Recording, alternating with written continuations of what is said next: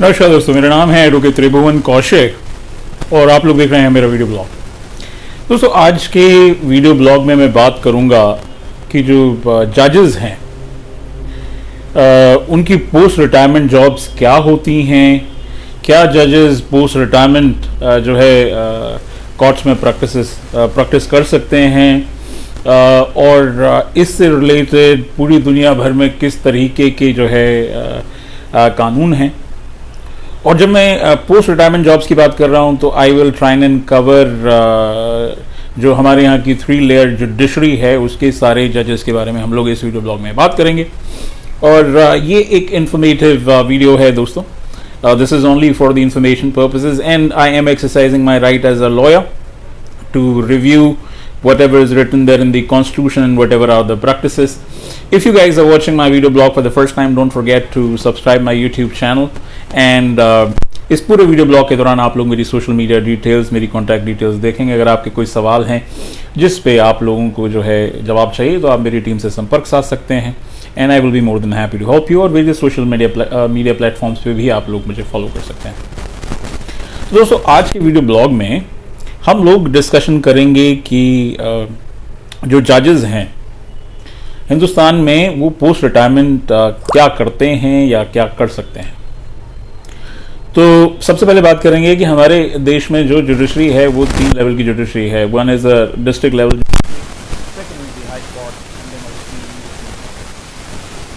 जहाँ तक district judiciary की बात है, डिस्ट्रिक्ट कोर्ट के जो जजेस होते हैं वो पोस्ट रिटायरमेंट अपनी प्रैक्टिस कर सकते हैं बतौर high court as well as Supreme Court. और जो हाई कोर्ट के रिटायर्ड जजेस होते हैं वो पोस्ट रिटायरमेंट प्रैक्टिस कर सकते हैं before supreme court of India as well as the other high courts. But predominantly ये जो है सुप्रीम कोर्ट ऑफ इंडिया के सामने जो उनके जो जजेस होते हैं अगर उनकी बात करें उनके रिटायरमेंट के बाद में कि वो लोग क्या करते हैं, तो आइए सबसे पहले समझते हैं कि क्या इसके ऊपर कुछ डेटा है। तो मैं बता दूं आपको 1950 से लेके अभी तक जो है 44 यानी कि 44 चीफ जस्टिसेस रहे हैं इंडिया के जिन्होंने पोस्ट रिटायरमेंट जॉब्स को जो है एक्सेप्ट किया है। ऑल्सो एक स्टडी है जिसके मुताबिक as many of 70 out of 100 Supreme Court judges, they have taken assignments such as working for NHRC, National Consumer Dispute Redressal Commission, Armed Forces Tribunal, Law Commission of India, etc. ये जो है लगभग 70 Supreme Court judges ने ऐसी जो है positions accept की हैं। इसके अलावा they have been appointed as various part of commissions, and they've also been appointed as governors of state, etc. About 36% of the appointments were made by the central government, mainly to tribunals, commissions, ad hoc committees, government positions like लोक आयुक्त, etc. ये जो है supreme court के जजेस ने जो है जॉब्स एक्सेप्ट की हैं। इसकी बात करें अगर आप देखें तो ये कहती है कि at least 56% of these appointments were made because they were required by the law, implying a structural problem. तो ये कहा गया है। और स्टडी ये भी कहती है कि in some cases Supreme Court judges have been appointed to the commissions even for 4 months ahead of retirement। मतलब रिटायरमेंट होने से पहले ही सरकार ने जो है वेरियस कमीशंस में ऑनरेबल जजेस को जो है हिस्सा दिया। तो ये एक बेसिक का जो है स्टैटिस्टिक्स हैं। अब बात करते हैं कि जजेस को पोस्ट रिटायरमेंट जॉब्स जो है क्यों करनी चाहिए, इसके बारे में हम आर्ग्यूमेंट्स करते हैं। तो ये तो सही बात है कि जो लोग सुप्रीम कोर्ट से रिटायर्ड जजेस होते हैं उनकी जो लीगल नॉलेज होती है वो they guys are at their pinnacle in terms of their legal knowledge, तो उसको यूटिलाइज करना चाहिए सोसाइटी में। अब क्या है कि ये भी कहा जाता है कि जजेस जो लोग रिटायर हो जाते हैं विदेशों की तुलना में जो है हमारे यहाँ जो जजेस के रिटायरमेंट की जो उम्र है वो थोड़ी सी कम है।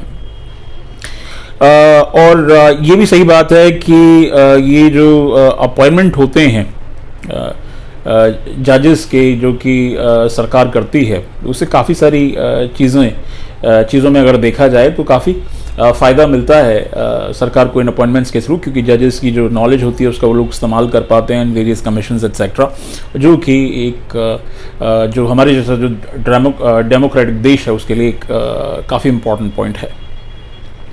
अगर हम इसके बाद में इसके अलावा अगर हम बात करें तो ये जो जजेस होते हैं इनको जो है सुप्रीम कोर्ट भी कई बार रिटायरमेंट के बाद में बहुत सारी कमिटीज़ का जो है हेड या फिर कमिटीज़ का मेंबर्स बना देते हैं। ये इसलिए भी आवश्यकता है कि इससे जो है सुप्रीम कोर्ट को जो उनका एडमिनिस्ट्रेटिव तरीका है काम करने का, और क्योंकि सुप्रीम कोर्ट भारत के संविधान की जो है रक्षा करने के लिए है, उसका काम है कि जो कॉन्स्टिट्यूशनल वैल्यूज़ हैं वो रहें और सरकार जो है जो उनकी जो लक्ष्मण रेखा है उसको सरकार पार ना करे।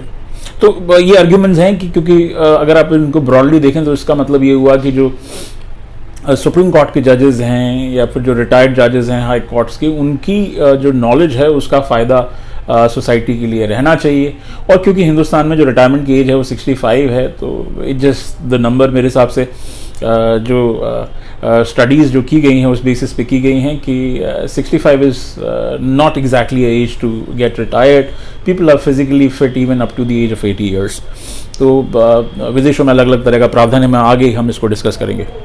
आइए अब डिस्कस करते हैं कि क्या आर्ग्यूमेंट्स हैं ये जो जजेस हैं उनके पोस्ट रिटायरमेंट जॉब्स को जो है नहीं लेने के संबंध में, या फिर पोस्ट रिटायरमेंट जॉब्स को करने के अगेंस्ट जो आर्ग्यूमेंट्स हैं उनके बारे में डिस्कशन करते हैं। देखिए, ऐसा है कि जब इमीडिएटली आफ्टर रिटायरमेंट अगर कोई ऑनरेबल जज जो है किसी तरह का कोई असाइनमेंट ले लेते हैं जो कि सरकार द्वारा दिया गया है, तो उससे ये पता चलता है कि you know he was in some or the other way might have had some good connections with the government, which means executive. ये भी कहा गया है कि post retirement appointments of the judges create a cloud over the sanctity of their judgments irrespective of their merits. भाई, अगर आपने post retirement job ले ली है तो ये भी कहता है कि जो आपके पुराने जो जजमेंट्स डिलीवर किए हैं बीइंग अ जज ऑफ अ सुप्रीम कोर्ट, उसको भी लोग जो है इस नज़रिए से देखते हैं कि शायद वो फेयर ना रहे हों। इसके अलावा एक और है कि जजेस accepting jobs under the executive certainly creates a situation of conflict of interest. ये कॉन्फ्लिक्ट ऑफ इंटरेस्ट की एक सिचुएशन क्रिएट करती है। साथ ही साथ ये जो जजेस हैं when they take up a job it tends to undermine public faith in the judicial independence, क्योंकि अगर आपने सरकार द्वारा दी गई कोई नौकरी कर ली है तो इससे ये लगता है कि judiciary was not basically an independent judiciary. अब क्या है कि जो जजेस हैं उनको कहा जाता है, सुप्रीम कोर्ट के जजेस को वॉचडॉग कहा जाता है जुडिशरी का टुवर्ड्स एग्जीक्यूटिव्स एक्शंस। तो अगर कोई जज साहब सरकार द्वारा दी गई जॉब एक्सेप्ट कर लेते हैं तो ये कहा जाता है कि ये म्यूचुअल एडमिरेशन से हुआ है, ऐसी समझ लोग रखते हैं। तो ये रहे बेसिकली जो आर्ग्यूमेंट्स हैं जजेस के जो एग्जीक्यूटिव यानी कि सरकार द्वारा जो जॉब्स दी जाती हैं उनके अगेंस्ट।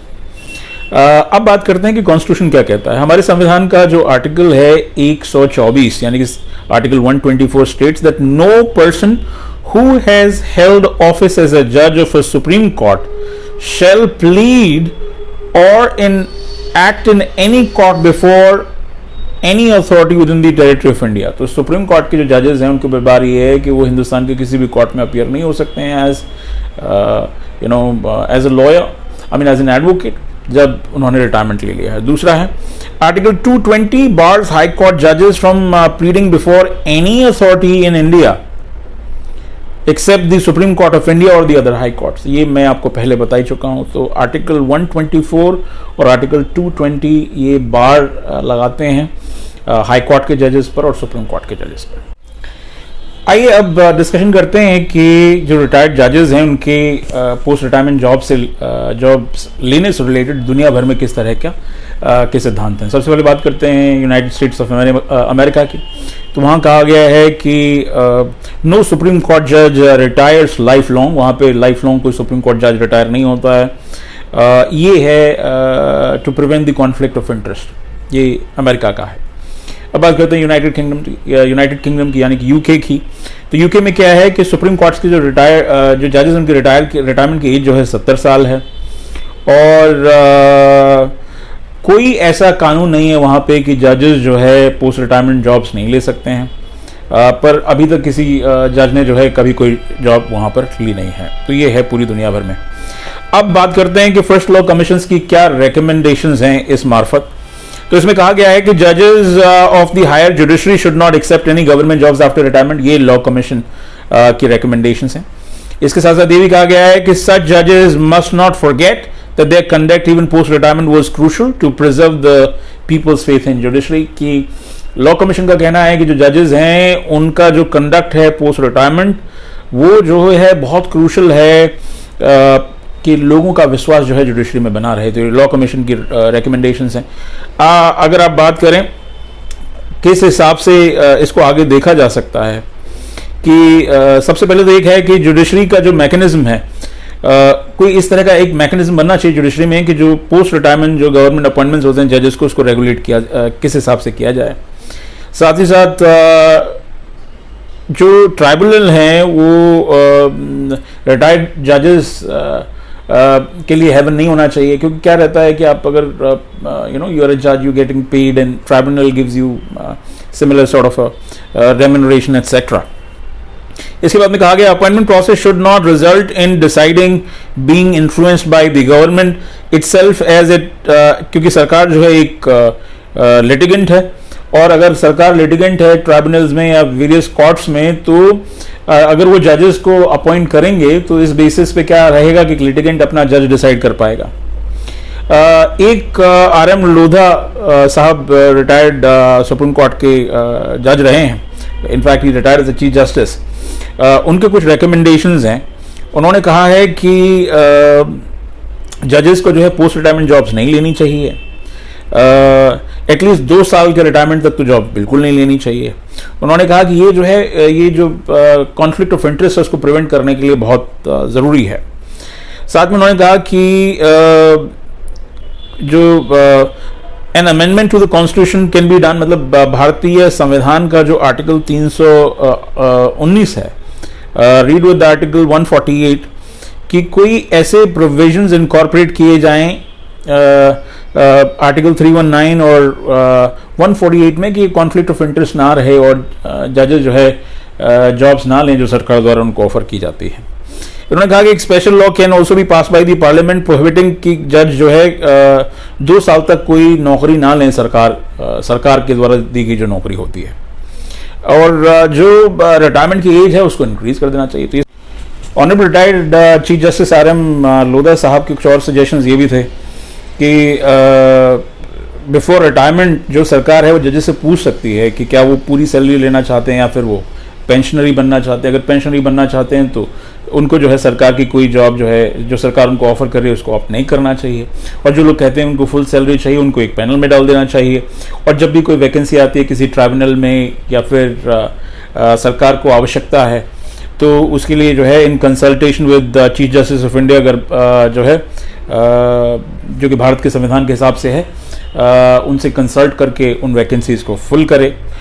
इसके साथ साथ में जो है जो ये एलिगेशंस लगते हैं कि अपीजमेंट है, फेवरेटिज्म है, ये जो है ये नहीं आएंगे अगर ऐसा किया जाएगा तो सरकार के द्वारा।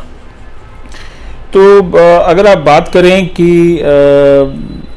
जो अगर आप ट्राइब्यूनल्स और ये जो क्वासी जुडिशल बॉडीज़ होती हैं जिन पे सरकार जो है जजेस को हायर करना चाहती है पोस्ट रिटायरमेंट, इसको जब तक कोई एक कानून नहीं आ रहा है तब तक ये जो मेथड उन्होंने जस्टिस RM लोधा साहब ने जो सजेस्ट किया है कि भाई अगर जजेस पेंशनरी रहना चाहते हैं या फिर फुल सैलरी चाहते हैं तो उस पैनल में डाल देना चाहिए, और जो जो जैसे जैसे वैकेंसीज आएँ उसमें जो चीफ जस्टिस ऑफ इंडिया उनके साथ कंसल्टेशन करके इन वैकेंसीज को फिल किया जाए।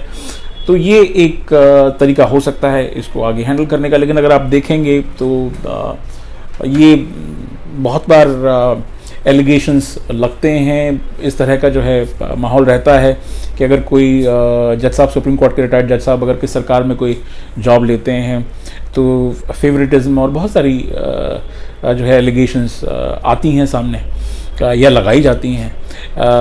But justice retired chief justice R M Lodha साहब के जो सजेशंस हैं, अगर सरकार उनके ऊपर काम करे तो एक फेयर तरीका निकल के आएगा कि जो जज साहब जो है रिटायरमेंट के बाद भी अगर जॉब करना चाहते हैं तो उनके लिए एक ऑप्शन अवेलेबल रहेगा। तो दोस्तों इस वीडियो ब्लॉग में इतना ही। आई होप कि मैं आपको डिटेल में समझा पाया हूँ कि जो रिटायर्ड जजेस हैं सुप्रीम कोर्ट के या हाई कोर्ट के, उनसे रिलेटेड कॉन्स्टिट्यूशन में क्या प्रोविज़न है, क्या जो है आर्ग्यूमेंट्स हैं जज साहब के पोस्ट रिटायरमेंट जॉब करने से रिलेटेड, या क्या आर्ग्यूमेंट्स है उसके अगेंस्ट, पूरी दुनिया भर में इससे रिलेटेड किस तरह का जो है प्रोसेस फॉलो किया जाता है। हमने यूनाइटेड स्टेट्स और यूनाइटेड किंगडम के बारे में बात किया इस वीडियो ब्लॉग में, और साथ ही साथ हमने बात किया जो है रिटायर्ड